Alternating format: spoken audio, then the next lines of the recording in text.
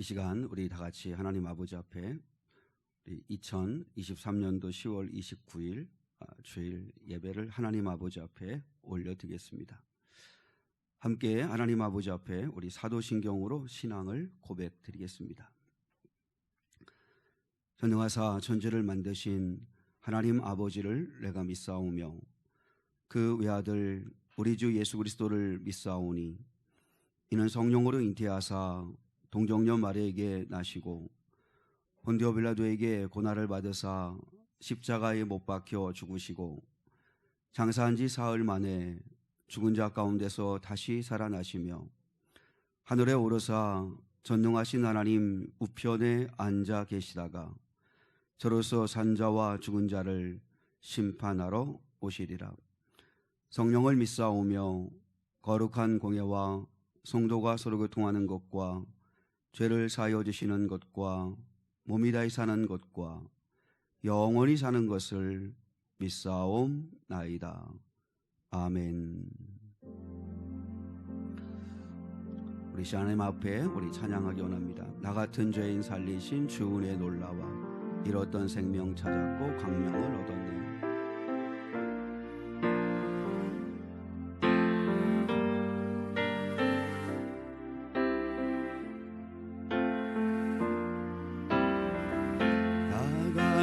죄인 살리신 주의 놀라와 잃었던 생명 찾았고 광명을 얻었네. 큰 죄악에서 건지신 주의 고마워. 나 처음 믿은 그 시간 귀하고 귀하다. 주 찬양 주 찬양 내 마음 다해 주 찬양 주 찬양 내 생명 다해 이제껏 내가 산 것도 주님의 은혜라. 또 나를 장차 본향에 인도해 주시리.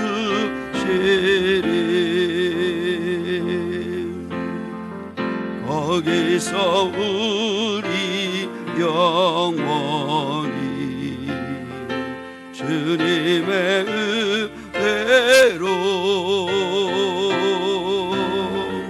해처럼 밝게 살면서 주 찬양하리라. 주 찬양 주 찬양 내 마음 다해 주 찬양 주 찬양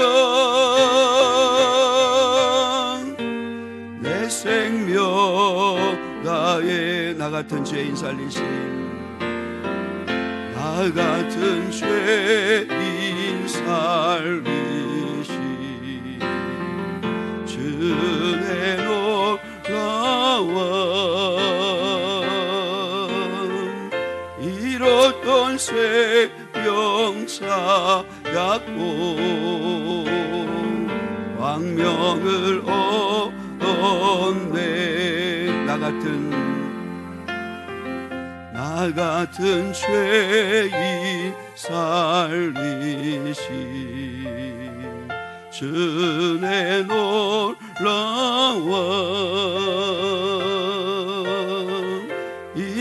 잃었던 생명 찾았고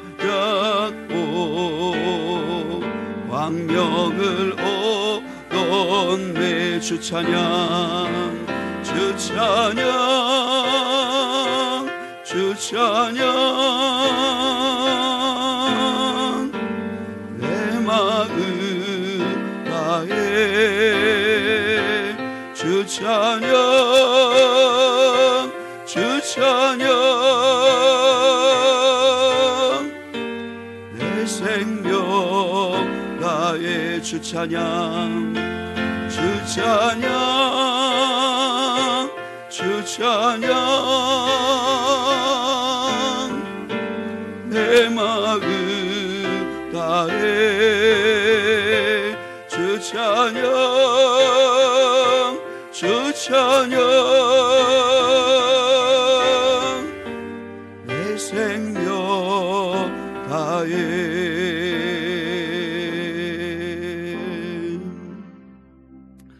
당신이 지쳐서 기도할 수 없고 눈물이 빗물처럼 흘러내릴 때 주님은 아시네 당신의 약함을 사랑으로 돌봐주시네.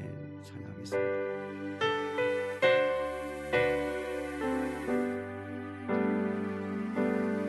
당신이 지쳐서 기도할 수 없고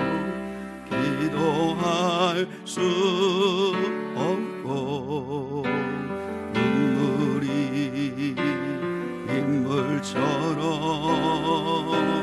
흘러내릴 때 주님은 아시네 당신의 약함을 사랑으로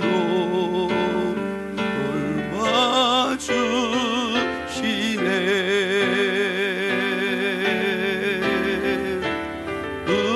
누군가 널 위하여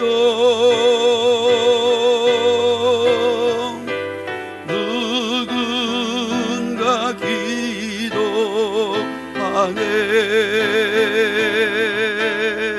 내가 홀로 외로워서 마음이 무너질 때 누군가 널 위해 기도하네. 당신이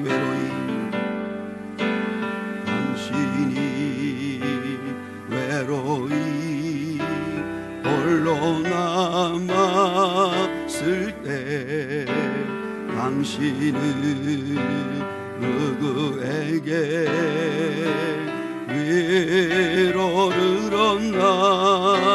주님은 아시네 당신의 마음은 그대 홀로 잊지 못함을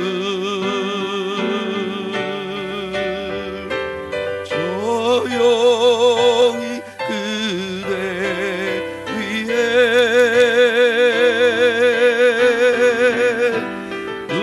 누군가 기도하네.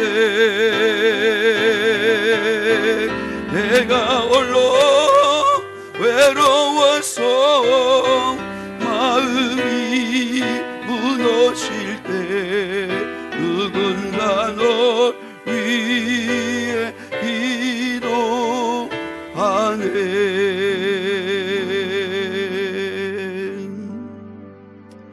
이 시간에 같이 우리 합심해서 기도하기를 원합니다. 이 시간 기도할 때 은혜 구하기 원하는데 첫 번째는 예배의 은혜를 주옵소서.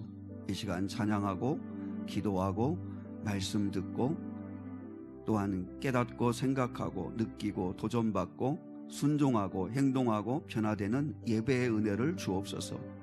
오늘 아동부 예배, 주일 1부 예배, 2부 예배, 오후 예배 가운데 하나님 예배의 은혜를 주옵소서. 그리고 이 시간 두 번째 치유의 은혜를 주옵소서. 몸이 아픈 사람, 마음이 상한 사람, 영혼의 믿음이 약하여진 사람들 모두에게 치유의 은혜가 임하게 하옵소서. 그리고 구원의 은혜가 임하게 하옵소서. 하나님, 구경꾼들이 참여자가 되고 또한 거듭나는 자가 되고 눈이 닫힌 자들이 눈이 열리게 하시고 영의 귀가 먹은 자들이 귀가 열리는 구원의 은혜가 임하게 하옵소서. 우리 자녀들이 구원받는 은혜가 임하게 하옵소서. 예배의 은혜, 치유의 은혜, 구원의 은혜가 임할 수 있게 달라고 같이 하나님 아버지 앞에 기도하겠습니다. 거룩하시고 자비하신 아버지 하나님 감사합니다. 하나님 아버지께서 이 시간도 함께 해주시옵시고 이 시간 성령으로 충만한 시간 되기를 소망합니다. 이 시간 하나님 아버지 앞에 은혜를 구하기를 원합니다. 존귀하시고 자비하신 아버지 하나님, 이 시간 우리에게 은혜를 베풀어 주시옵기를 원합니다. 오늘도 거룩한 주일을 맞아서 하나님 아버지 앞에 예배드리기 위해서 왔습니다. 하나님, 이 시간 예배드리는 이 시간이 아버지여 기쁨이요 감사요 소망이요 즐거움이 되게 도와주시옵기를 원합니다. 오늘 이 시간에 예배할 때 예배자들이 먼저 하나님 아버지 은혜를 누리게 하여 주시옵기를 원합니다. 찬양 중에 마음문이 열리게 하시고 아버지 악한 마귀 어둠의 권세가 떠나가게 하시고 하나님 아버지 또한 기도할 때 우리의 영의 눈이 열려서 하나님의 임재를 보게 도와주시옵시며 우리의 마음의 소원을 아랠 때 하나님께서 들으시는 역사를 경험하게 하여 주시옵소서. 하나님의 또한 말씀 앞에 갑니다. 하나님 아버지, 오늘도 거룩한 주일을 맞아서 주일 1부, 2부 또한 아동부 주일 오후 예배 시간을 통하여 하나님의 생명의 말씀이 선포될 때에 듣고 깨닫고 느끼고 도전받고 변화되는 역사가 있게 도와주시옵기를 원합니다. 하나님 아버지, 우리의 예배가 주님이여 그저 주님 매주마다 돌아오는 그 시간에 형식적인 그저 습관적인 지나가는 예배가 아니라 우리의 영혼을 살리는 생명의 예배, 아버지 우리의 영혼을 뒤집어 놓는 아버지 결단의 예배가 되기를 소망합니다. 거룩하신 아버지 하나님, 예배의 은혜를 주옵소서. 예배의 은혜를 주옵소서. 하나님 아버지, 시간 또한 치유의 은혜를 주시옵소서. 하나님 아버지, 상한 성도들 가운데 몸이 아픈 성도들이 있습니다. 하나님 아버지여, 암의 진단을 받고 치유되는 가정 속에 있는 자들이 있습니다. 아버지, 이 시간 오늘 예배할 때에 하나님 아버지 모든 암세포들이 떠나가는 역사가 있게 도와주시옵기를 원합니다. 하나님 아버지, 치유되기를 원합니다. 가정이 치유되어지고 상한 마음이 치유되어지고 육신이 치유되어지고 우리의 영혼이 치유되어지기를 원합니다. 하나님의 은혜가 임하게 하여 주시옵소서. 한 사람도 예외 없이 아버지 앞에 나와 치유를 경험하고 새 힘을 얻고 소생케 되어지는 아버지의 생명의 역사를 경험하게 하여 주옵소서. 하나님 아버지, 또한 주님 무엇보다도 구원의 은혜가 임하기를 원합니다. 영혼 구원의 역사가 일어나는 교회가 되기를 원합니다. 아버지, 우리가 또한 반찬 봉사를 하고 주말 전도를 하고 또한 여러 가지 삶의 형편 속에서 주의 사랑을 나눌 때 구원의 역사가 일어나게 하옵소서. 생명 역사가 일어나게 하옵소서. 예수의 사랑을 알게 하옵소서. 우리 오늘도 예배하는 성도들 가운데도 구경꾼들이 없게 도와주시고 진정 예배의 참여자들 되게 하시고 아버지 영의 귀가 열리고 아버지 영의 눈이 열리고 아버지 우리의 삶의 결단이 있는 구원의 역사가 일어나게 도와주시옵기를 원합니다.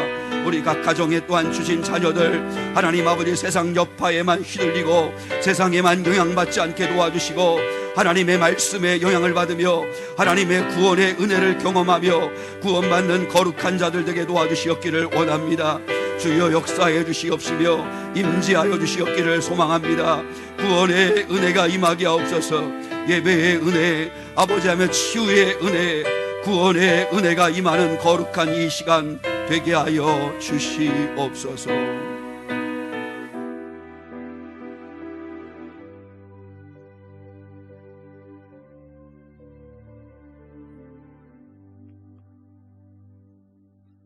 주님 감사합니다. 이 시간 예배와 구원과 치유의 은혜가 임하기를 소망합니다. 거룩하신 성령께서 역사하여 주옵소서. 예수 그리스도의 이름 받들어 기도드리옵나이다. 아멘. 오늘 주일은 성령강림 23번째 주일이면서 10월 29일 마지막 주일이기도 합니다. 이제 점점 더 추워지는데 이 환절기에 또 감기로 고생하신 분들 많이 있는데 하나님께서 속히 치유해 주시는 은혜 임할 수 있기를 원합니다. 그리고 계속해서 우리 교회에 또 하나님의 구원의 손길 또 치유의 손길이 필요하신 분들이 계신데 계속 기도 잊지 마시고 해주시면 감사하겠습니다. 여러 가지 모임, 그리고 뭐 전도, 점심 봉사하는 거, 성전 청소하는 거 참조하시면 좋겠고요.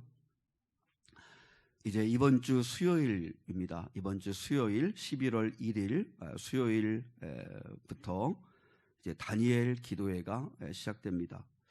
다니엘 기도회 기간 11월 1일부터 21일까지 화요일까지 다니엘 기도회가 진행되는데요. 8시까지 오셔서 같이 찬양하고 기도하고 또 말씀 듣고 은혜 받는 그런 시간을 가지면 좋겠고요. 수요일하고 주일날은 차운행을 합니다. 그렇게 하시면 되고, 그래서 이 다니엘 기도회 기간 동안에는 수요 예배는 이제 8시에 다니엘 기도회로 하고, 주일 오후 예배는 드리지 않고 주일 저녁에 다니엘 기도회로 그렇게 합니다. 기억하시고 다니엘 기도회 21일 동안 물론 뭐 날마다 또 예배에 참여하기 때문에 우리 몸은 좀 피곤할지 모르겠지만 그러나 놀라운 은혜를 경험할 수 있을 거라고 생각합니다. 그리고 안내석에 그 다니엘 기도에 참여하시는 분들이 21일 동안 이렇게 적고 기도할 수 있도록 기도 카드가 있는데 거기에 기도 제목을 쓰시고 중보 기도 제목도 쓰시고 하나님이 어떻게 응답하시는가를 여러분 꼭 확인하면 좋겠습니다. 반드시 하나님은 우리의 기도에 응답하시는 하나님이시고 가장 좋은 것을 주시는 하나님이십니다. 그것을 믿고 우리의 기도는 우스운 것이 아니라 정말 능력 있다는 사실을 믿으시고 기도하시는 저와 여러분 될 수 있기를 원합니다. 추수감사주일은 11월 셋째 주 19일 날 1부, 2부 예배를 드리고 그리고 나머지는 참조하시면 되겠습니다. 우리 좌우 앞뒤분과 함께 같이 이렇게 한번 인사하겠습니다. 좀 멀리 계시면 눈 인사로 이렇게 방긋 웃으면서 좀 인사해 주시면 좋겠습니다. 은혜가 충만하게 당신에게 임하기를 원합니다. 인사하겠습니다. 은혜가 당신에게 충만하기 원합니다. 예. 오늘 기도한 것처럼 오늘 예배 가운데 또 여러분의 삶 가운데 치유와 구원의 은혜가 각양각색으로 임하는 역사가 있기를 축복합니다. 오늘 주신 하나님의 말씀 같이 보시겠습니다. 오늘 주신 하나님의 말씀은 에베소서 1장 15절 16절 말씀입니다. 오늘 주신 하나님의 말씀은 에베소서 1장 15절 16절 말씀입니다. 페이지 수로는 310페이지 에베소서 1장 15절로 16절 우리 2절 말씀인데 우리 같이 한 목소리로 같이 한번 말씀을 받들어 읽겠습니다.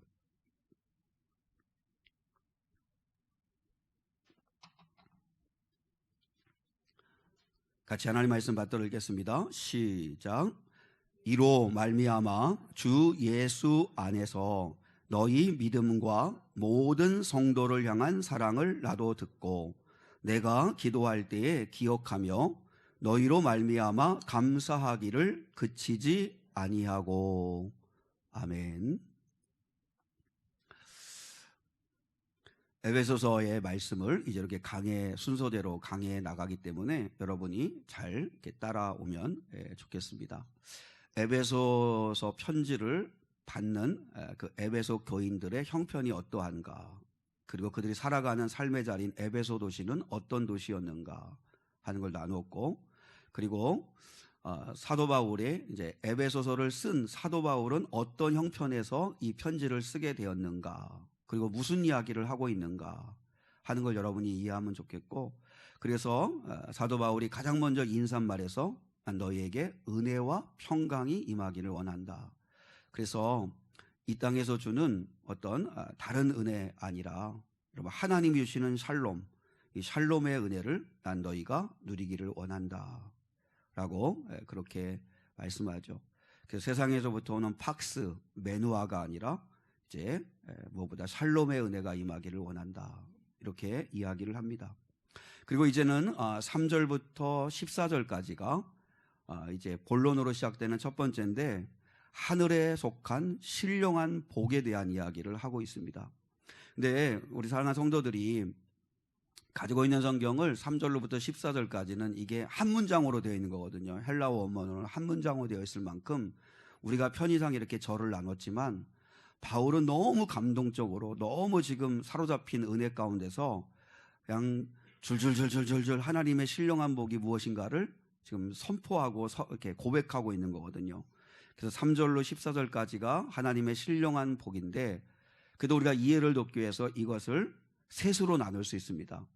그래서 하나님의 신령한 복을 세 가지로 이렇게 나눌 수 있는데, 성부 하나님이 주시는 신령한 복이 뭐냐?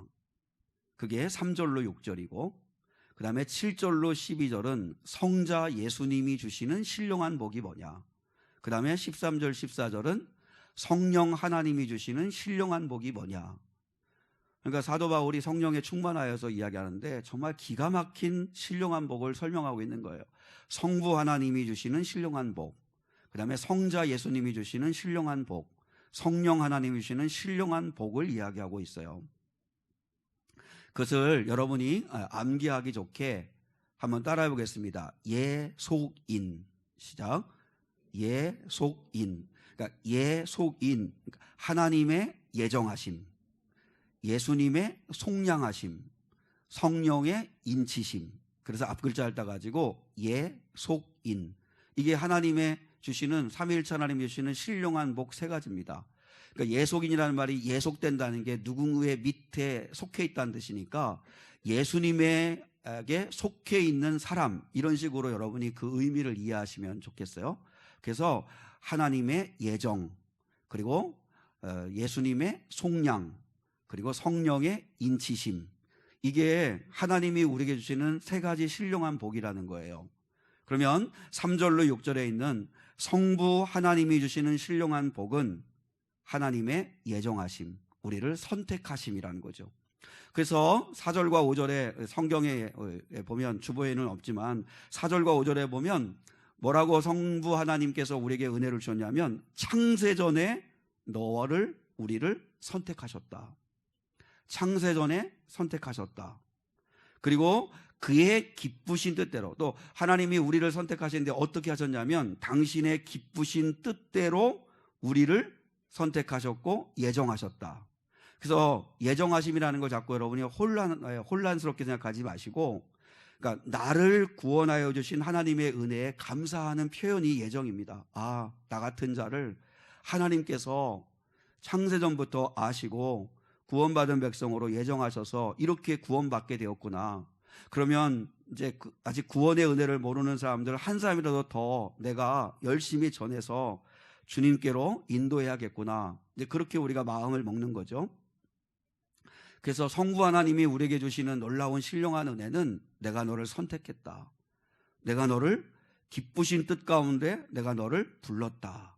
라고 하는 것이죠. 그러면 하나님께서 구원하여 주신 목적이 뭐예요? 우리를 부르신 목적이 뭐예요? 하나님 앞에서 거룩하고 흠이 없는 삶을 살게 하시려고, 그분의 은혜를 찬송하게 하시려고 두 가지를 이야기하고 있어요. 거룩하게 살라고, 그리고 찬송하며 살라고 우리를 불러주셨다는 거예요. 그러니까 성도 여러분, 우리가 인생을 살아가는 삶의 목적은 행복이 아니라 거룩함입니다. 예수 믿는 목적은 물론 우리가 행복해야 되죠. 지난번에도 행복에 이르는 길을 이야기했어요.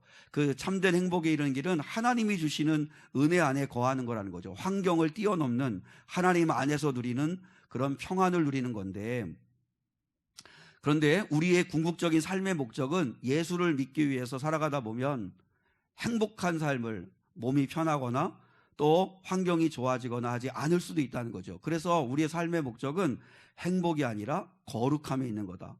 그러면 그 행복은 언제 누리는 거냐면 하나님의 나라에서 영원한 행복을 누리는 것이죠. 그러니까 지금은 이 땅에서는 너희가 이 공중의 어둠의 권세 잡은 악한 어둠의 권세와 함께 더불어 살아가는 이 세상에서는 그리스도인으로 살다 보면 너희가 행복하지 못할 수도 있다. 예수 때문에 고난받을 수도 있고 예수 때문에 손해볼 수도 있다. 그러나 난 너희를 부르신 목적은, 너를 부른 목적은 너희들이 이 땅에서 흠이 없는 거룩한 자가 되기를 원한다. 그래서 우리의 삶의 목적은 거룩한 삶을 추구하는 겁니다. 거룩한 삶을 추구하는 거.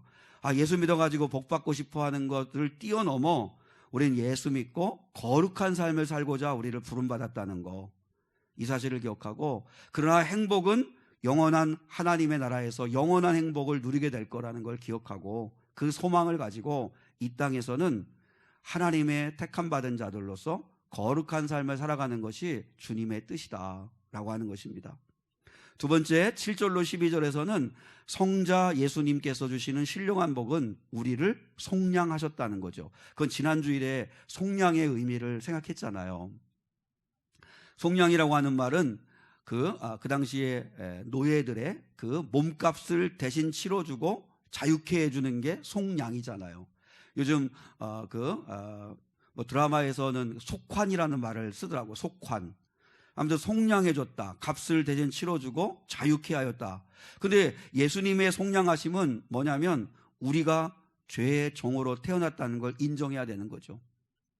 그래서 우리는 죄값을 가지고 있는 자들이에요. 죄값. 근데 우리는 도무지 그 죄값을 우리 힘으로는 치를 수 없죠. 1만 달란트 빚진 자들이니까. 6조 빚진 자. 이걸 어떻게 우리 힘으로 갚을 수 있겠어요? 그래서 예수님께서 당신의 피값으로 치러주심으로 인하여 우리를 자유케 하시는 구원의 은혜를 주셨는데, 그대 자유케 하신 것만으로 감사한 게 아니라 더 나아가 우리를 하나님의 자녀 삼아 주셨다는 거죠. 자녀. 그게 속량입니다. 그래서 예수님의 피값으로 우리의 죄값을 대신 치러주시고 그것으로 끝나는 게 아니라 우리를 하나님의 자녀 삼아 주셨다라고 하는 거죠. 솔직하게 우리 인생이 불행한 이유가 뭐예요? 불행한 이유는요, 돈이 없어 불행한 것도 아니고 그리고 환경이 나빠서 불행한 것도 아닙니다. 엄밀하게 따지면 죄 때문에 불행한 겁니다. 감사할 줄 모르고 원망하고 불평하고 시기하고 질투하고 미워하고 화내고 그리고 또 음모를 꾸미고 마음에 음란함을 갖고 죄 때문에 솔직히 불행한 거지. 단칸방에서 가난한 부부에게 살더라도 서로 사랑하고 위할 줄 알고 서로 예의를 지키고 꿈을 꾸고 그리고 기쁨 가운데 살아가면 그 둘 사이에 그 단칸방에 사는 부부랄지라도 죄가 틈타지 않으면 행복할 수 있어요. 죄가 틈타니까 불행한 거거든요.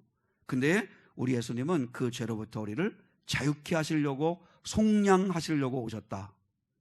그 다음에 13절과 14절은 성령 하나님이 주시는 신령한 복은 인쳐 주신다는 거예요. 성령의 인치심이란 말 많이 들어봤잖아요. 인치신다는 게 뭐예요? 도장을 꾹 찍어 주신다는 뜻이에요.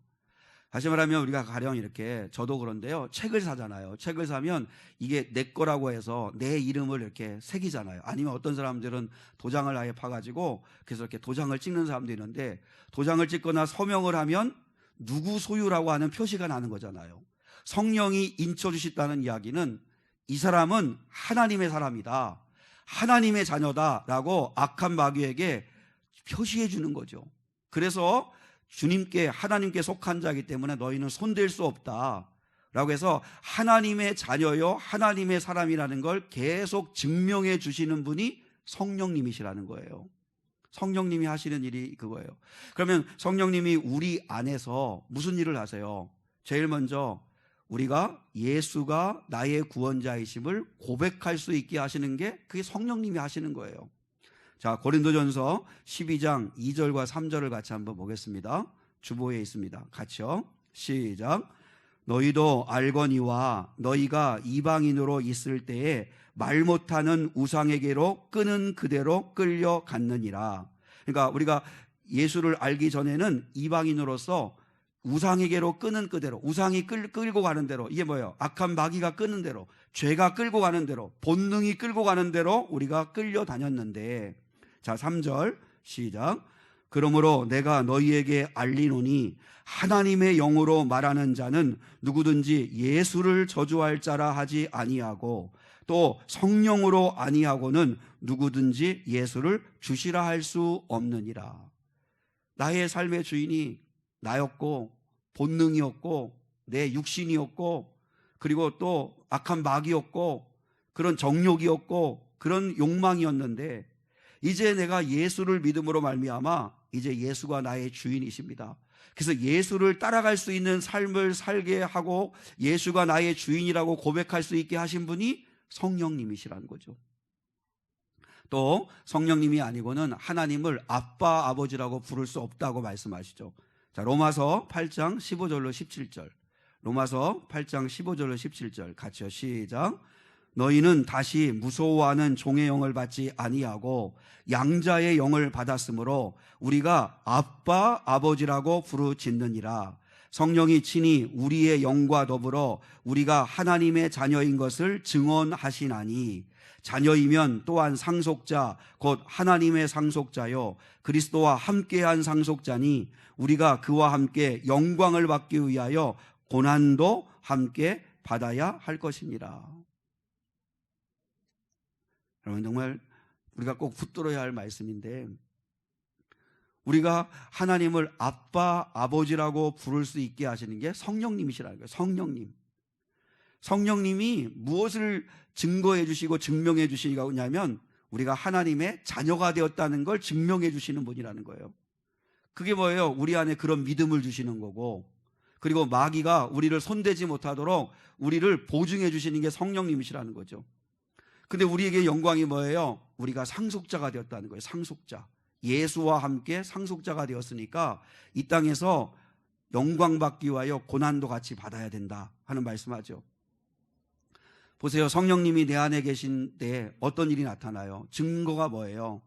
전도하고자 하는 마음이 생기는 게, 그게 바로 성령님이 내 안에서 하고자 하는 거예요. 성령님이 내 안에 계실 때 사랑하고 용서하는 마음을 주시는 분도 성령님이세요. 회개의 마음을 주시고, 아, 내가 잘못했구나 깨닫고 돌이키게 하시는 분이 성령님이세요. 기도해야겠구나 하시는 분도 성령님이세요. 성령님은 내가 하나님의 사람이라고 하는 것, 하나님의 자녀라고 하는 것을 계속 확증해 주시고 증명해 주시는 분이 성령님이시다. 이게 삼위일체 하나님이 주시는 신령한 복이다 라고 하는 거예요.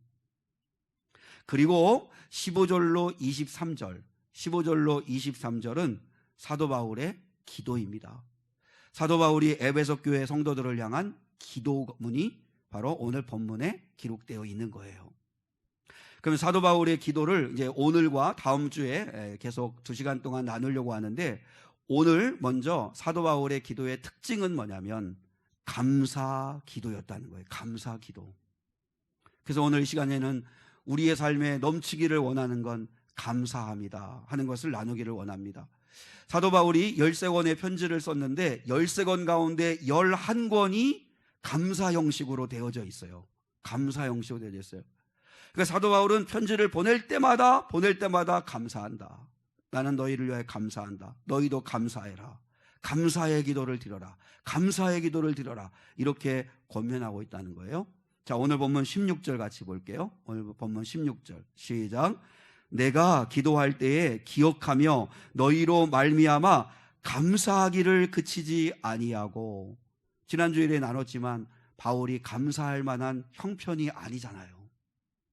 하나님을 향하여 원망하고 하나님을 향하여 분노하고 하나님을 향하여 정말 삿대질을 해도 될 만큼 그런 고통스러운 삶의 형편들이 계속 펼쳐지는데도 불구하고 바울이 오늘 뭐라 그래요? 나는 감사하는 것을 그치지 않는다. 감사한다. 이 고백을 해요. 우리가 가지고 있는 성경을 개역 개정판이라고 그래요. 우리가 가지고 이제 성경을 우리가 읽을 개역 개정판인데, 개역 개정판을 기준으로 해서 구약과 신약을 통틀어서 감사라고 하는 말이 196회 나옵니다. 196회. 그러니까 200번에서 조금 4개 부족한 196회가 나오는데, 구약에서 감사라고 하는 말이 132회가 나옵니다. 132회가 나오는데, 구약 성경에서 132회 감사라고 하는 말이 나오는데 어디에서 제일 많이 나오냐면 어디일 것 같아요?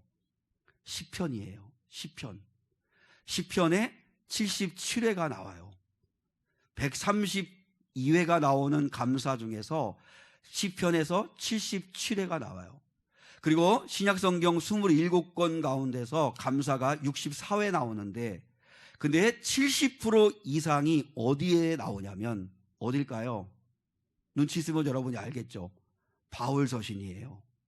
사도 바울이 쓴 바울서신에 48회가 나와요. 70% 이상, 64회 가운데서 70% 이상인 48번의 감사가 바울서신에 기록되어져 있어요. 그러면 구약에서 제일 많이 감사한 사람이 다윗이라는 뜻이고, 신약에서 제일 많이 감사한 사람이 바울이라는 뜻이에요. 그러면 우리가 여기서 중요한 결론 하나를 얻을 수 있어요. 구약의 다윗, 신약의 사도 바울, 이 사람들은 정말 고통의 시간들을 많이 보낸 사람들이거든요. 근데 그들이 가장 많은 감사를 하나님께 올려드렸던 사람들이에요. 여기서 중요하게 우리가 깨달을 수 있는 하나 사실은 뭐냐면, 한번 따라하겠습니다. 감사는 환경의 열매가 아니라 믿음의 열매입니다. 그게 오늘 설교의 제목입니다. 감사는 환경의 열매가 아니라 믿음의 열매라고 하는 거예요. 성경에서 가장 많은 고통의 시간들을 보낸 다윗의 시편은 거의가 다 어디서 보낸 거예요? 광야에서 쓴 시들이에요. 죽을 고생을 하며 고통 가운데 보낸 그 13년의 그 시간 동안, 그 10년이 넘는 그 고통의 시간을 보내면서 하나님 앞에 가장 많이 드리는 게 찬송이고, 그리고 감사였다는 거예요. 감사. 사도 바울은 어때요? 지난주에 우리가 말씀을 나눴잖아요. 사도 바울이 오늘 에베소서를 쓰는 형편이 어디예요? 바로 로마 감옥 안에서 이 에베소서를 쓰는 거잖아요. 사도 바울이 1차, 2차, 3차 전도여행을 하는데 기간이 11년이에요. 11년. 11년 동안 선교의 사역을 하는데 고린도후서에서 자기가 어떤 고난을 받았는가 한번 이야기했잖아요. 내가 유대인들에게 40에 하나 감한매를 5번 맞았다. 사람이 들기도 힘든 몽둥이, 그 몽둥이로 매질을 당하는데 사람이 40 이상 맞으면 죽을 수도 있고, 40이라는 게 이스라엘 백성들에게는 40이 중요한 숫자라서 그 이상을 넘기지 않거든요. 그러니까 40에 하나 감한 39번 매질을 5번 맞고, 3번 태장, 곤장을 맞고, 1번 돌로 맞고, 3번 배가 파손하고, 일주일을 깊은 바다에서 구조를 기다려야 되는 시간을 보내고, 강도의 위험과 동족의 위험과 이방인의 위험과 시내의 위험과 광야의 위험과 바다의 위험과 거짓 형제 중의 위험을 당하고, 거기다 더 나아가 여러 번 자지 못하고 줄이고 목마르며 여러 번 굶고 춥고 헐벗었다. 그게 11년의 사도 바울의 선교 사역의 환경이었어요. 환경. 하루도 긴장을 늦출 수 없는 고통의 시간들을 복음 전한다는 이유 때문에, 예수 전한다는 이유 때문에 받은 게 사도 바울이었어요. 뿐만 아니라 11년의 선교 사역을 마치고 3차 전도여행을 하고 돌아올 때 예루살렘으로 꼭 가가지고 이제 이 선교 보고를 하고 싶은 마음에 예루살렘에 왔는데, 그러면 환대받고 몸도 마음도 좀 힘을 얻고 좀 회복되는 그런 안식의 시간을 좀 주시면 하나님이 얼마나 좋아요. 근데 억울한 모함에 빠져가지고 새빨간 거짓말을 유대인들이 만들어가지고, 그래서 바울이 붙잡혀가지고 4년 감옥 생활을 해요. 그 4년의 감옥 생활 가운데서 로마 감옥에서 에베소 교회 소식을 듣는데, 지난번에 말씀드렸지만 에베소 교회에서 들려오는 소식, 빌립보 교회에서 들려오는 소식, 그 교회들마다 들려오는 소식들이 하나같이 교회가 어려움이 있다고, 문제가 있다고, 지금 정말 큰 시험을 만나고 있다고, 그런 이야기를 하고 있는 그런 상황인데, 근데 바울은 나는 너희를 향하여 생각할 때마다 감사를 그치지 않고 있다. 나는 너희들의 믿음에 대해서 감사하고 있다. 난 너희들이 서로 사랑한다는 거에 감사하고 있다. 그러니까 바울은 에베소 교회 가운데 문제 일으키고 어려움에 빠진 사람들을 주목하는 게 아니라, 그런 어려운 환경 속에서도 여전히 순수한 믿음 지키는 사람들, 그리고 서로 사랑하며 살려고 하는 사람들을 주목하고 바울은 감사하다는 거예요. 감사하다. 보세요. 다윗과 바울은 그 삶을 통해 우리가 알게 되는 사실은, 환경은 너무너무나 힘들고 어려운 상황이었어요. 근데 환경을 통해서 감사한 게 아니라 그들의 감사는 믿음에서 나오는 감사였다는 거예요. 믿음에서 나오는 감사. 우리가 오늘 이 시간에도 마음에 새겼으면 좋겠어요. 자꾸 우리는 환경의 포로가 돼요. 그래서 환경이 좋고 나쁜 거에 따라서 기도도 맨날 환경에 대한 문제만 기도해요. 환경 바꿔달라고, 환경 바꿔달라고, 더 좋은 환경을 좀 허락해달라고. 그 환경 좋아지는 게 그게 복이라고 생각하고 계속 환경의 포로가 되어가지고 기도하는데, 그런데 환경은 믿는 사람이나 믿지 않는 사람이나 언제나 다 동일해요. 그리고 정말 어려움의 환경에 빠지지 않는 사람은 세상 어디 있겠어요. 그럼에도 불구하고 어떤 환경 속에 있다 할지라도 하나님을 믿는 믿음, 그 믿음으로 감사할 줄 아는 삶, 그게 성도의 능력이라는 거죠. 그래서 감사는 환경의 열매가 아니라 바로 믿음의 열매다. 그러면 이 환경에서 바로 이 믿음으로 감사해야 된다는 걸 골로새서 2장 6절로 7절에서 바울이 이렇게 이야기합니다. 자, 골로새서 2장 6절과 7절 같이 시작. 그러므로 너희가 그리스도 예수를 주로 받았으니 그 안에서 행하되 그 안에 뿌리를 박으며 세움을 받아 교훈을 받은 대로 믿음에 굳게 서서 감사함을 넘치게 하라. 그리스도를 너희들이 주로 영접하지 않았느냐? 그러면 이제 예수 그리스도 안에 뿌리를 박아라. 예수 그리스도 안에서 뿌리를 박고 거기서 자라가면서 그러면서 믿음에 굳게 서서 감사함을 넘치게 해라. 감사는 어디에서 하는 거예요? 어떻게 하는 거예요? 믿음에서 감사하는 거죠. 믿음으로 감사하는 것. 그러니까 어떤 환경, 어떤 것을 만나든지 간에 우리는 믿음으로 받으면 모든 것을 감사할 수 있다는 거죠. 우리 복음성가 가운데서 감사에 대한 찬양 있잖아요. 날 구원하신 것 감사, 모든 것 주심 감사, 지난 추억 이내 감사, 향기로운 봄철에 감사, 외로운 가을날 감사, 응답하신 것 감사, 거절하심도 감사, 아픔과 기쁨도 감사, 절망 중 위로 감사, 길가의 장미꽃 감사, 장미꽃 가시 감사, 따스한 가정 희망 주신 것 감사, 기쁨도 슬픔도 감사, 교회 주심도 감사, 모든 것 보세요. 좋든 나쁘든 기쁘든 슬프든 아프든 건강하든 뭐 부유하든 가난하든 뭐 봄이든 가을이든 겨울이든 절망 중이든 뭐 장미꽃도 감사하지만 장미꽃의 가시도 감사, 모든 것을 감사할 수 있는 건 바로 믿음으로 받을 때 가능하다는 거죠. 믿음으로 받을 때 하나님이 하실 일이 있다, 하나님의 뜻이 있다, 하나님이 나와 함께하고 계시다. 이 믿음 안에서 우리는 감사를 피워낼 수 있다는 거죠. 시편 23편을 보면 저는 그렇게 시편 23편이 보이더라고요. 시편 23편에 보면 예수를 믿는 그리스도인이 걸어가는 새 길이 있어요. 새 길. 하나는 푸른 풀밭, 맑은 시냇물가를 걸어가는 좋은 꽃길이 있어요. 이거는 아마 형통의 복을 주시는 길이 아닐까. 하나님을 믿고 예수를 믿을 때 우리에게 주시는 형통의 길인 것 같아요. 형통의 길. 푸른 풀밭, 맑은 시냇물가. 너무너무 아름다운 길이죠.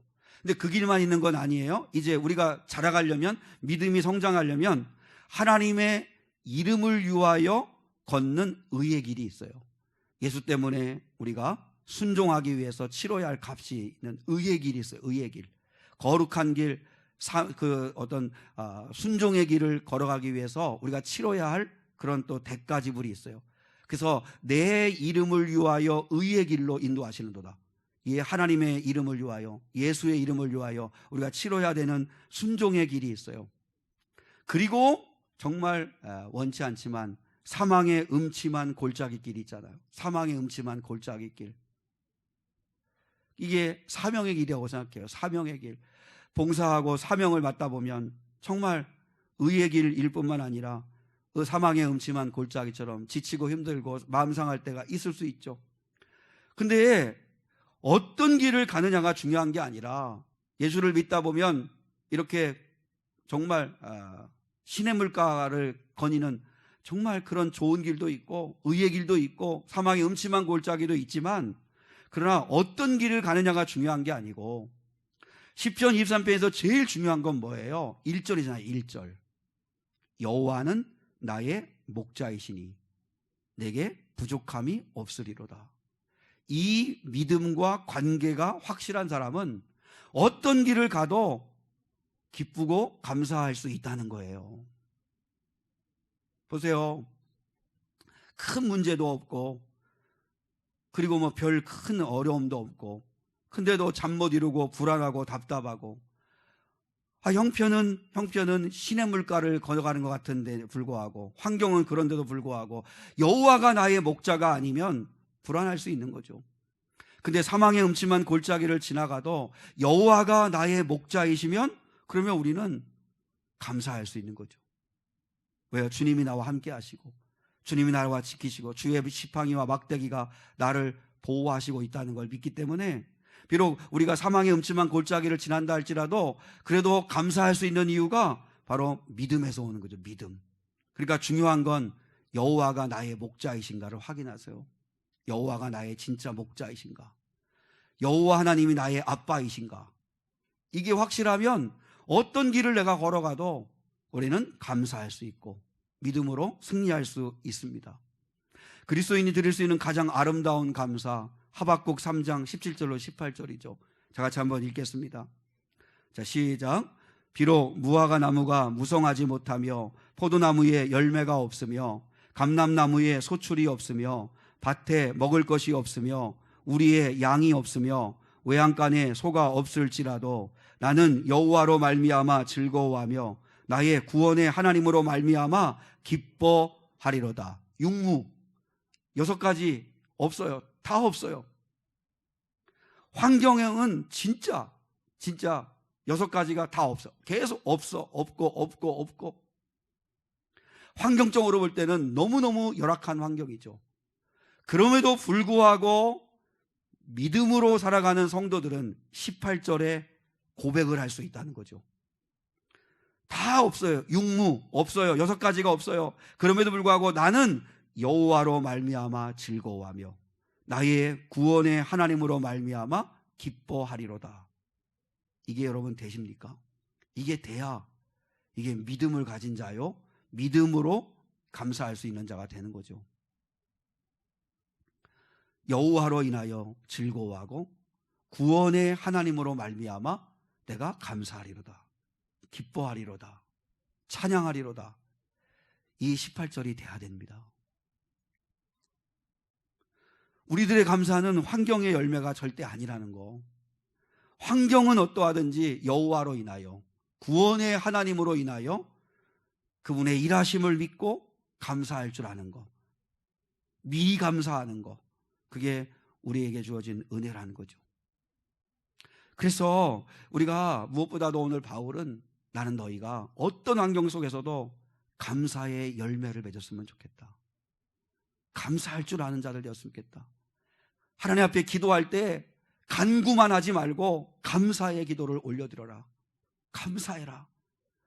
왜 감사하라고 할까요? 감사에는 능력이 있습니다.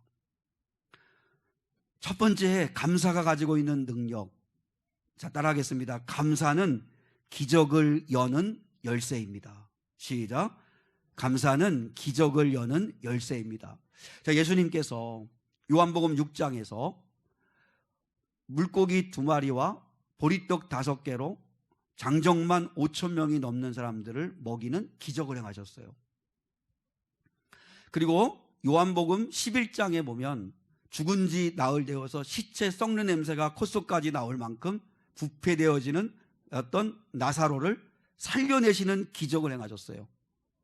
근데 중요한 건 뭐냐면 예수님이 기적을 행하실 때 그 기적의 문을 열었던 열쇠가 감사였어요.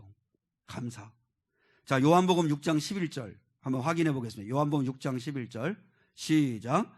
예수께서 떡을 가져 축사하신 후에 앉아있는 자들에게 나눠주시고 물고기도 그렇게 그들의 원대로 주시니라. 여기서 예수께서 오병이어를 가지시고 축사하신 후랄 때 축사가 감사하다는 말입니다.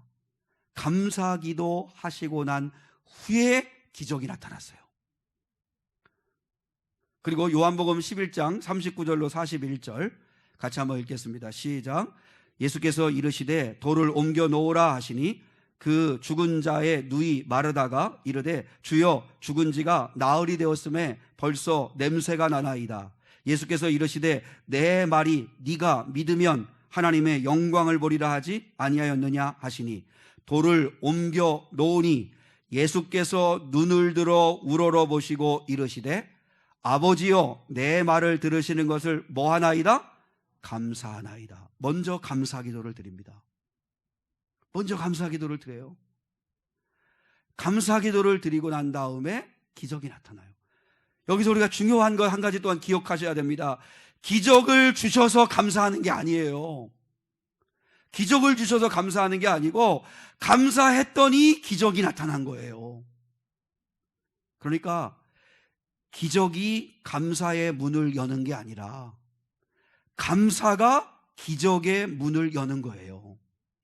감사가 기적의 문을 여는 열쇠인 거예요.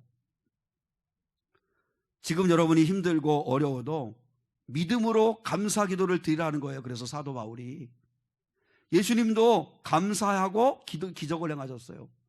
우리가 감사할 때 하나님은 기적의 문을 여신다는 거예요. 행하실 하나님을 믿고 기대하고 먼저 미리 감사하라는 거죠. 감사. 두 번째, 감사는 행복의 문을 여는 열쇠입니다. 감사가 넘치면 행복합니다. 틀림없습니다.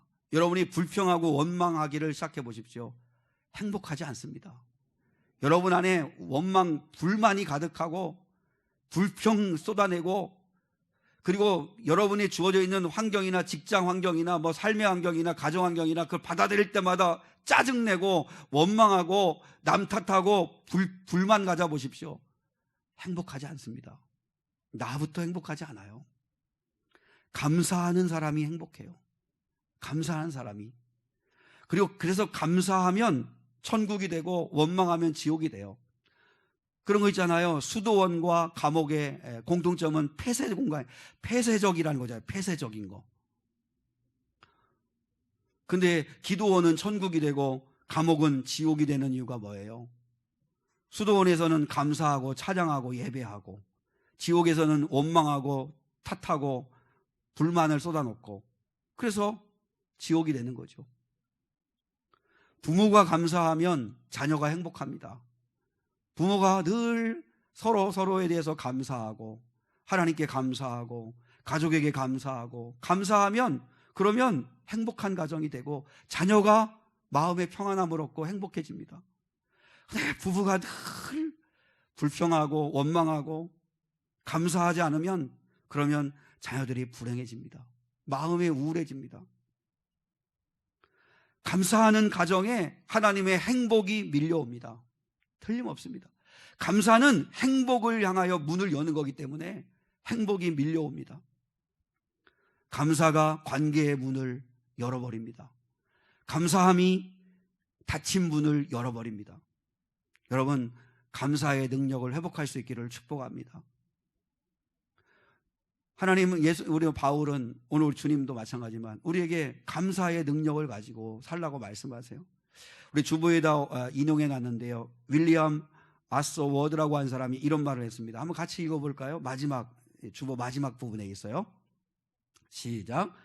감사를 느끼지만 표현하지 않는 것은 선물을 포장해 놓고 주지 않는 것과 같다. 감사는 표현해, 하나님께도 가족들에게도 교회에도 성도들에게도 표현을 해야 된다는 거예요.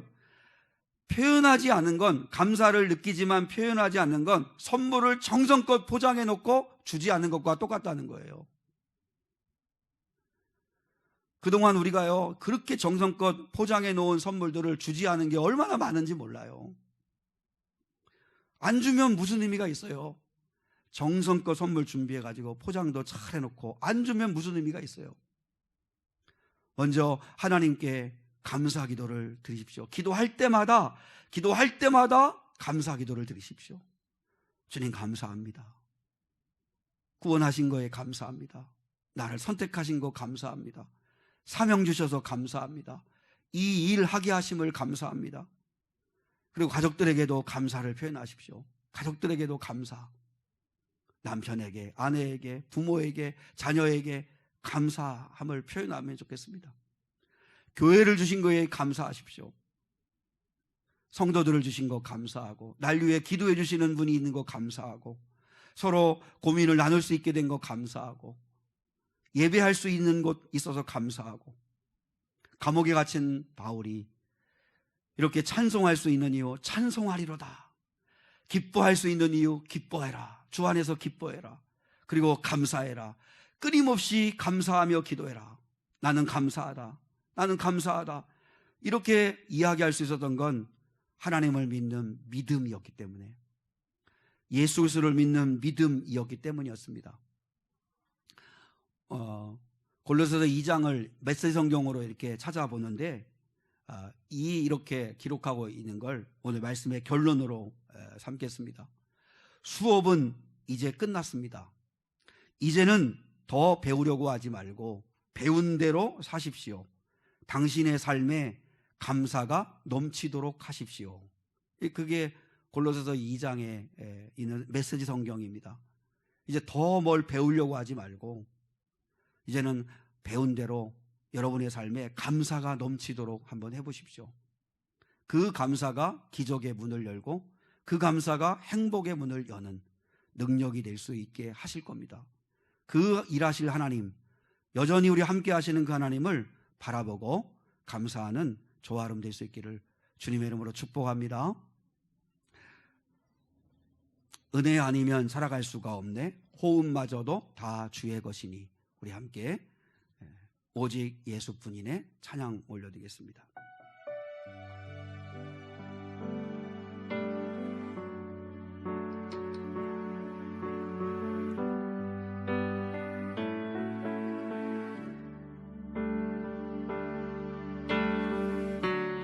은혜 아니면 살아갈 수가 없네.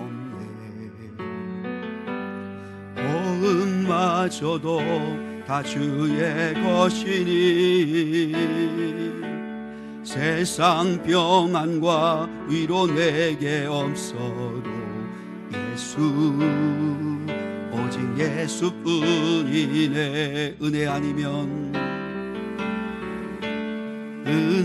아니면 살아갈 수가 없네. 호흡마저도 다 주의 것이니 세상 평안과 위로 내게 없어도 예수 오직 예수뿐이네. 그 신괴에 가볼 수도 없고 작은 고난에 지쳐도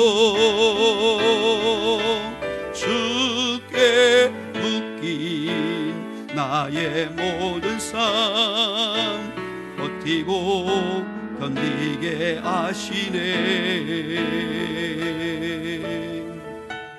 은혜 아니며 살아갈 수가 없네. 나의 모든 것 다 주께 맡기니 참된 평안과 위로 내게 주신 주 예수 오직 예수뿐이네. 그 신궤에 가볼 수도 없고 그 신궤에 가볼 수도 없고 작은 고난에 지쳐도 주께 묶인 나의 모든 삶 버티고 건디게 하시네. 은혜 아니며 살아갈 수가 없네.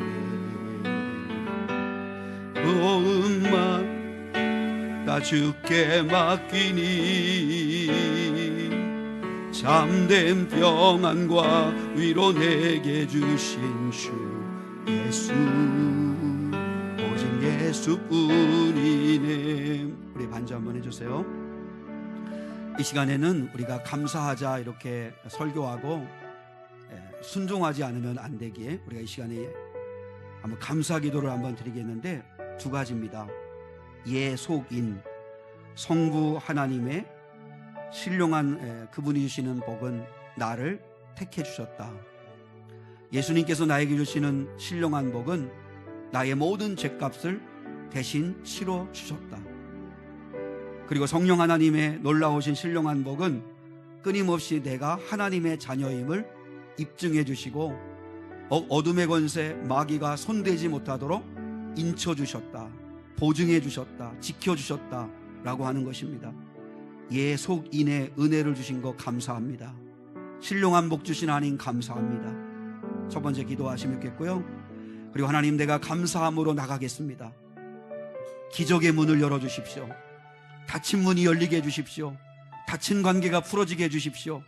하나님 아버지, 내가 감사함으로 나가겠습니다. 행복의 문을 열어주십시오. 그렇게 같이 한번 기도하겠습니다. 하나님 아버지 감사합니다. 거룩하시고 자비하신 아버지 하나님, 오늘 감옥 안에 있는 바울은 누구보다도 신약에 있는 많은 사람들 가운데서 수많은 성경의 인물들이 있었지만 다윗과 바울은 가장 감사를 많이 올려드렸습니다. 하나님 아버지, 감사는 환경의 열매가 아니라 믿음의 열매임을 확인할 수 있게 하시니 감사합니다. 저희도 하나님 아버지여, 정말 신령한 하나님 주시는 복을 아버지여 깨닫고 감사하게 온 저희들 되기를 원합니다. 성부 하나님께서 나를 택하여 주시고, 예수께서 나의 모든 죄를 씻어주시고, 성령께서 내가 하나님의 자녀 되었음을 입증해 주시고 증거해 주시니 감사합니다. 하나님 아버지, 예속인이 된 것 감사합니다. 하나님 아버지, 영광 받아 주시옵기를 원합니다. 또한 아버지 하나님, 이제 앞으로 나의 삶에 감사의 기도를 올려드리며 나가겠습니다. 내가 감사함으로 나갈 때 하나님 아버지, 기적의 문을 열어주시옵소서. 감사의 아버지 문으로 나갈 때, 감사함으로 나갈 때 행복의 문을 열어주시옵소서. 하나님 아버지, 어떤 형편과 환경 속에 있다 할지라도 하나님 아버지, 믿음으로 감사하는 삶을 살겠습니다. 하나님 아버지여, 없다 할지라도 하나님 앞에 여호와로 인하여 즐거워하며 구원의 하나님으로 인하여 감사하겠습니다. 주님, 그런 삶을 사는 저희가 될 수 있도록 축복하여 주시고 은혜 위에 은혜를 주시고 성령으로 충만케 하옵소서. 주여 아버지, 감사의 삶을 통하여 하나님의 영광을 보는 거룩한 자들 되기를 원합니다. 임하여 주시옵소서.